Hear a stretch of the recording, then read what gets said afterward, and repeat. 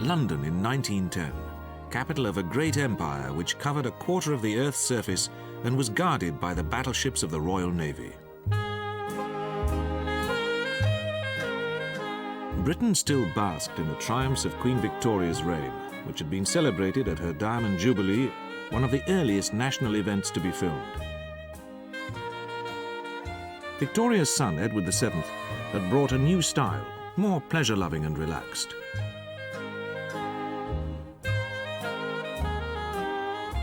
And the nation mourned when the old king died, in April, to be succeeded by his son George.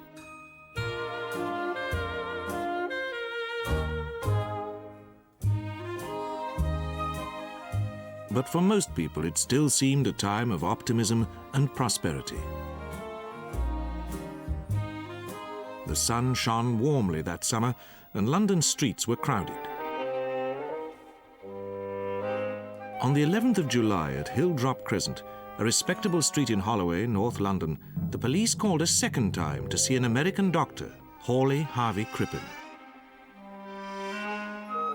They were following up reports that his wife Cora, a music hall artiste, had returned unexpectedly to the United States and then died mysteriously.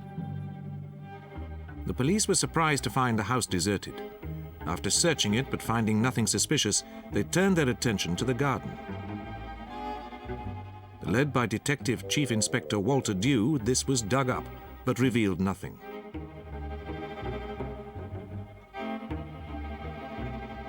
But as Dew explained later, he was uneasy about the cellar and started to feel between the crevices of the brick floor. Some bricks came up easily, and suddenly there was a nauseating stench. Buried there was a mass of human flesh which had been covered in lime. All that was left was the torso, which had been filleted of all bones and wrapped in a pajama top. Whether it was Mrs. Crippen remained to be established, since the head, arms and legs were missing. But an immediate search was begun for Dr. Crippen and his secretary on suspicion of murder. The macabre details of the case created a sensation, and the press revelled in the hunt for the murderous and runaway lovers. But there seemed no trace of them. The story had begun on the 30th of June, when an American actor couple, Mr. and Mrs. John Nash, went to Scotland Yard. There they told Chief Inspector Dew of their concern about the sudden disappearance of their friend. This was the second occasion that Dew had had reports of the sudden decision of the former music hall actress Cora Crippen to return to America, and of her death there shortly afterwards. Friends had been surprised that they had only been told of her departure by her husband and not by her direct. They were even more surprised when, shortly after reports of her death, his secretary, Ethel Le Neve, moved into his house and began using Belle's clothes and jewellery. Inspector Dew had agreed to visit the house at 39 Hilldrop Crescent to get more information from her husband. Dr. Crippen was not at home, so the detective travelled to see him at his surgery in New Oxford Street.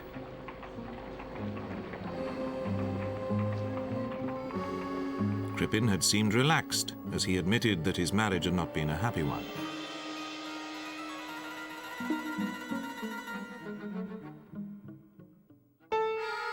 He then revealed that he had invented the story of his wife's death to cover up the fact that she had run away to America with one of her many lovers, this handsome music hall actor, Bruce Miller.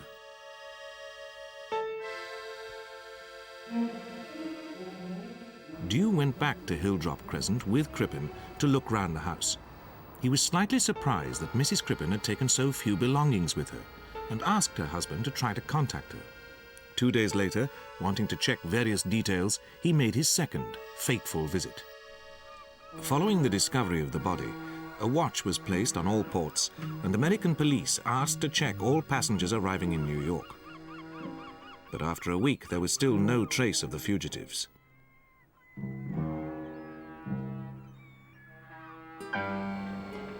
Attention switched to continental Europe when a suspicious couple was spotted in Paris. and police issued this heavily retouched and, as it turned out, totally misleading photograph of Crippen. A handsome reward for information was also publicized. Among the avid readers of the press reports was Captain Henry Kendall of the Canadian Pacific steamer Montrose.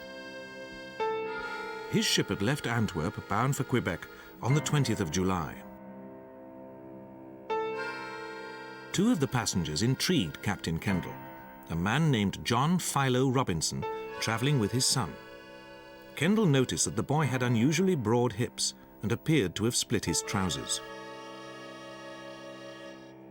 As the Montrose sailed down the English Channel, Kendall noticed that although the father was not wearing spectacles, he had marks on his nose as if he normally did. The captain compared the couple with the photographs which had been published in the newspapers and was soon convinced that they were Crippen and Le Neve. As the ship neared Land's End on the 22nd of July, Kendall decided to use his newfangled Marconi ship's wireless to report his suspicions. He gave his radio operator, Llewellyn Jones, a message for the ship's owners. This read, "Have strong suspicions that Crippen, London cellar murderer and accomplice, are amongst saloon passengers. Moustache taken off, growing beard. Accomplice dressed as boy. Voice, manner and build undoubtedly a girl. Both travelling as Mr. and Master Robinson." The ship's owners passed on the message to Scotland Yard, and Inspector Dew was convinced that he had located his suspects. The only question was how to capture them. Dew immediately went by train to Liverpool, home port of the elite White Star Line to Canada.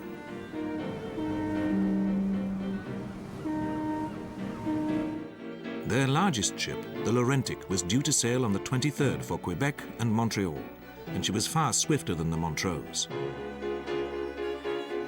By taking the Laurentic, Dew could reach Canada a day before Crippen and intercept him before his ship docked. By the time Dew got underway, the Montrose was well out into the Atlantic with Captain Kendall passing back a stream of messages about the couple. Daily reports appeared in the English newspapers. Isolated on the Montrose, Mr. and Master Robinson remained blissfully unaware of the excitement, as on the 27th, the Laurentic pulled ahead of their ship.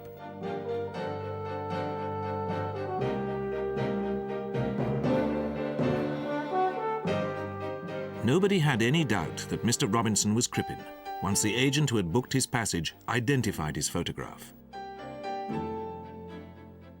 And the British public watched excitedly as the Laurentic increased her lead over the Montrose and approached the Canadian coast. On board the Montrose, Mr. and Master Robinson was said to be avoiding too much contact with other passengers, but seemed relaxed and friendly. Throughout, Dew was given regular reports. And on the 29th, the Laurentic entered the St. Lawrence, more than a day ahead of the Montrose. As the Laurentic approached Quebec on the 30th, the Montrose was still well away from Father Point, where Dew planned to board her and arrest Crippen. He went ashore to prepare his trap for the unsuspecting couple.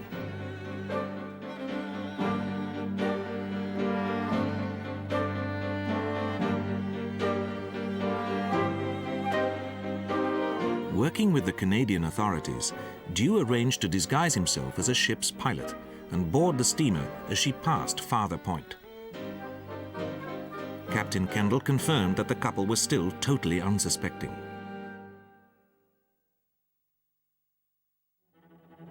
On the morning of the 31st of July, the pilot boat carrying Inspector Dew and a group of Royal Canadian Mounted Police drew alongside the Montrose.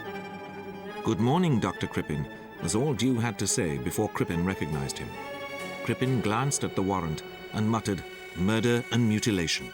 Oh God," as he was handcuffed.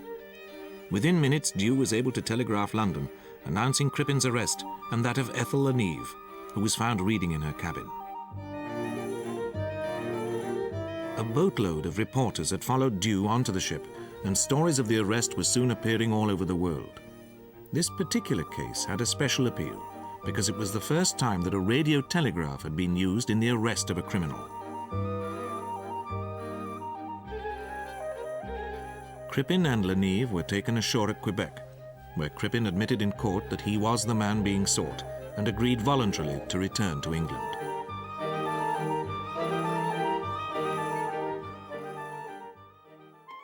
It now emerged that after Dew had first visited Hilldrop Crescent, Crippen had panicked. He persuaded Ethel to flee with him by convincing her that gossip in England would make their lives miserable. She cut her hair and, as this later photograph shows, disguised herself as a boy.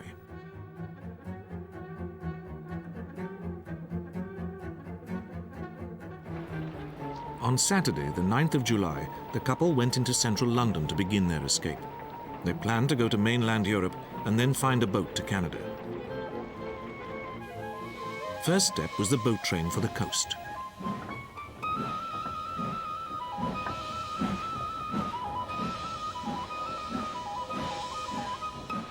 This connected them with an evening boat across the North Sea to the Hook of Holland. Subsequent police investigations were to suggest that it was during this voyage that Crippen may have disposed of the head, arms and legs of his wife by throwing them over the side in a weighted suitcase. But whatever happened, the doctor always strenuously denied that Ethel Le Neve ever had any knowledge of his wife's murder and the real reason for their flight. On arrival in Brussels, the couple checked into an hotel under the name of Robinson. But their hopes of a leisurely holiday during which to plan their future in America were dashed when Crippen saw reports of the discovery of his wife's body.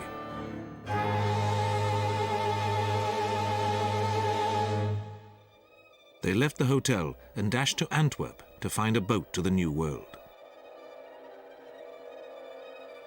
Now it was a group of grim-faced prison warders that crossed the Atlantic to bring back the fugitives. They were heavily guarded, although at no time did either Crippen or Le Neve make any attempt to escape.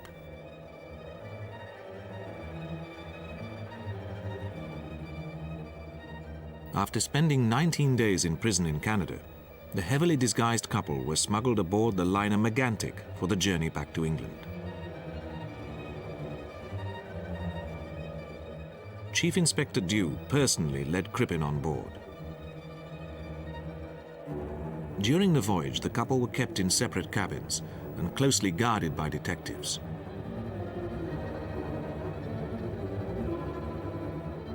Chief Inspector Dew was able to amuse himself with the other passengers and enjoy his moment of glory. On the 28th of August, the liner Megantic docked in Liverpool.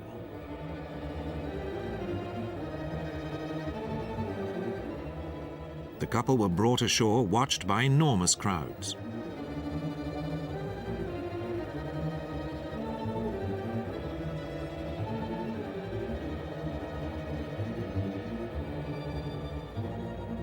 Scuffles broke out as attempts were made to attack the man portrayed by the press as a ruthless wife-killer and seducer.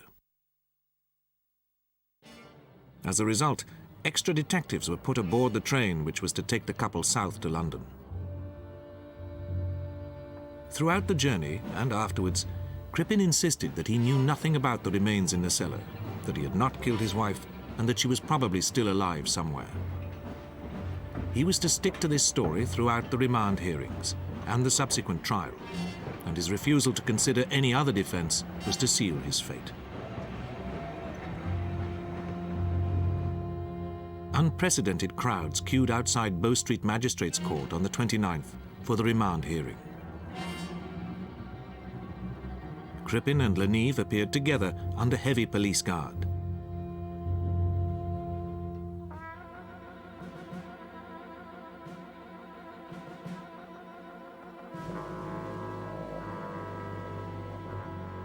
Crippen repeated his denial of any knowledge of the remains or of his wife's whereabouts, and the magistrate agreed that the couple should be tried separately. Crippen was unfortunate in his choice of solicitor, the notoriously dishonest Arthur Newton, who was later to be struck off. Newton failed to agree terms with the famous defender Edward Marshall Hall. Instead, he hired the plodding and relatively inexperienced Alfred Tobin, who was to prove no match for the prosecution team led by the formidable Richard Muir.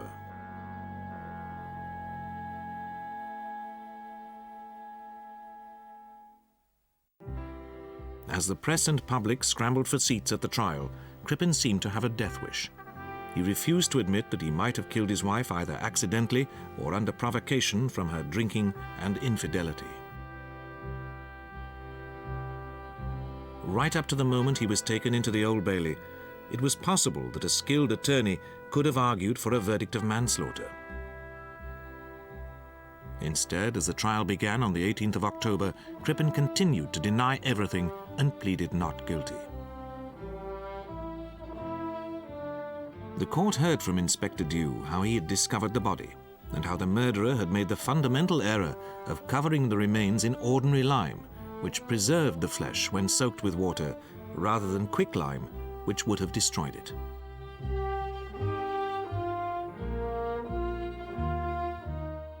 The pathologist Bernard Spilsbury, seen here on the left, began his formidable career with this case by identifying a scar on the remaining flesh and attributing it to an operation Cora Crippen had undergone. Traces of the drug hyoscine were found in the flesh, and a chemist described how Crippen had bought this drug from him a few days before Cora's disappearance and had signed the poison register. A hair clip and peroxided hair found in the grave were identified as belonging to Cora Crippen. Crippen's claim that the body must have been put in the cellar before he rented Hilldrop Crescent in 1905 was disproved when the police showed from the pajama label that Jones Brothers had only added the word limited after that date. As the defense began to try to rebut this damning forensic evidence, more details emerged about the Crippens' background. Hawley Harvey Crippen had been born in 1862 in Coldwater, Michigan. His father owned the biggest store in town. Crippen was an only child and set his heart on becoming a doctor.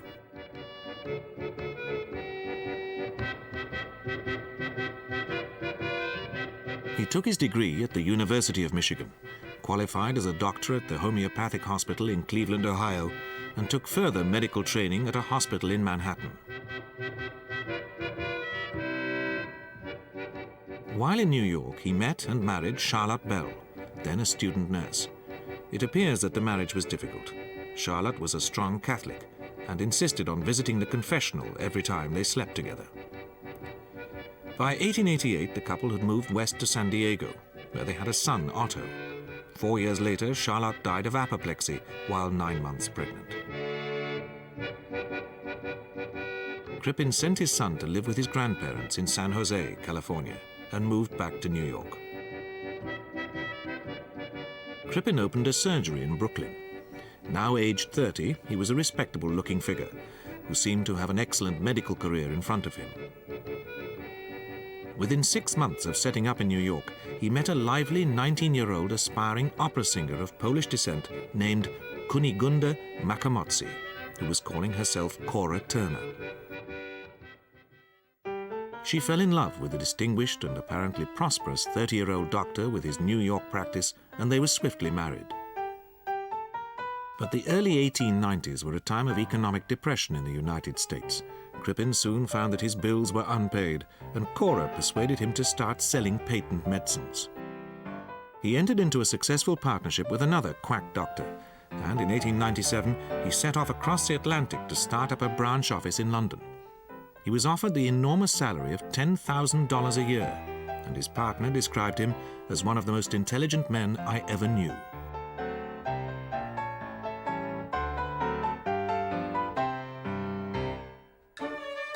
Cora did not accompany him to London.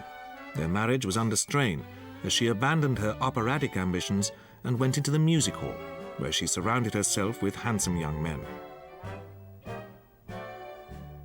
When she did arrive several months later, she decided to try to break into the English music hall scene, where American acts were very popular.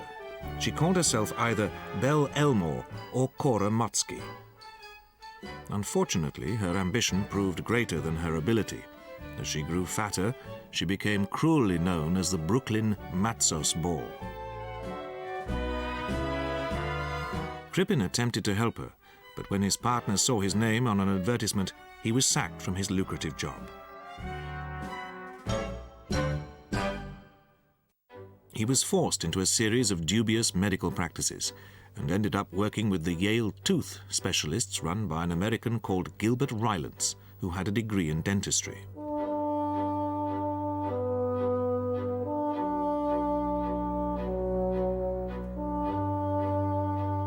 Cora was now blaming him for her lack of success, drinking heavily, spending extravagantly, and openly taking a succession of lovers, including the music hall actor Bruce Miller. She publicly flaunted her unfaithfulness and delighted in humiliating her husband. Crippen's only consolation was to fall in love with his secretary, Ethel Le Neve, with whom, after 4 years of working together, he began an affair. She became pregnant, but suffered a miscarriage.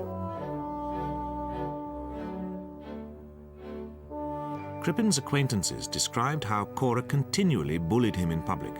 His meekness and lack of spirit constantly amazed them. The Martinellis, who dined with the Crippens on the night Cora disappeared, were among those who described her behavior. Given this background, Crippen could have made a plea for the jury's sympathy, but he continued to deny everything, even when faced with the forensic evidence.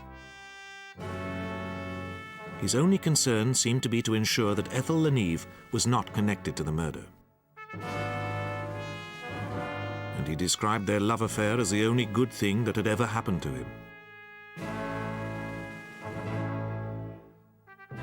The jury withdrew on the 4th day of the trial. And an expectant crowd waited outside the Old Bailey for their return. They were back after 27 minutes and predictably returned a verdict of guilty. Lord Chief Justice Alverstone put on his black cap and sentenced Crippen to death. His only words were, "I still protest my innocence." The trial of Ethel Le Neve was to be a very different matter. She appeared a few days later at the Old Bailey before the same judge. Le Neve was brilliantly defended by F.E. Smith, who persuaded the jury that she had been entirely ignorant of the murder and blinded by love. The jury took only a short time to acquit her of any involvement.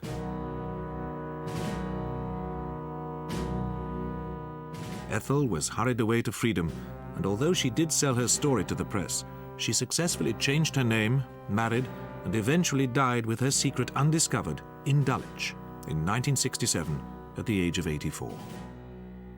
Captain Kendall duly received his £250 reward for his detection work. And Scotland Yard received a bill for all the telegrams that he had sent from the Montrose. The Court of Appeal was unanimous in turning down Crippen's plea for mercy.